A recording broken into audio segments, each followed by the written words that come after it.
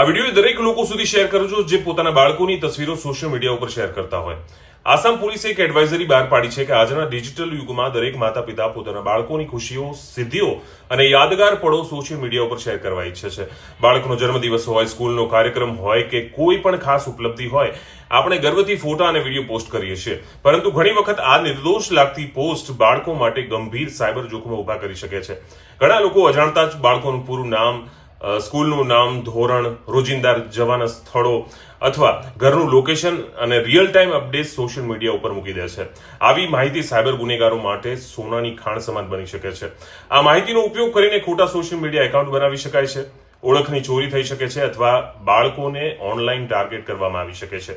Cyber bullying, fake profile, online છેતરપિંડી અને બાળકોના ફોટાનો ગેરઉપયોગ જેવી ઘટનાઓ દિવસે ને દિવસે વધી રહી છે. એક વખત કોઈ ફોટો કે માહિતી ઇન્ટરનેટ ઉપર અપલોડ થઈ જાય પછી તેને સંપૂર્ણપણે દૂર કરવી ખૂબ જ મુશ્કેલ બની જાય છે. તેથી જે માહિતી આપણે આજે શેર કરીએ છીએ તે ભવિષ્યમાં બાળક માટે મુશ્કેલીનું કારણ પણ બની શકે છે. માતા પિતા, શિક્ષકો અને શૈક્ષણિક સંસ્થાઓએ ખાસ કરીને ધ્યાન રાખવું જોઈએ કે બાળકોની વ્યક્તિગત માહિતી જાહેરમાં શેર ન થાય.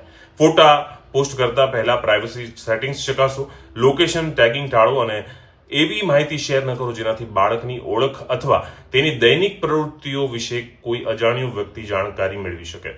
યાદ રાખો કે બાળકોની સુરક્ષા માત્ર ઓફલાઈન દુનિયામાં જ નહીં પરંતુ ઓનલાઈન દુનિયામાં પણ એટલી જ મહત્વની છે. એક નાની સાવચેતી તમારા બાળકને અનેક સાયબર જોખમોથી બચાવી શકે છે. સુરક્ષિત રહો, સજાગ રહો અને બાળકોની ડિજિટલ સુરક્ષાને પ્રથમ પ્રાથમિકતા આપો.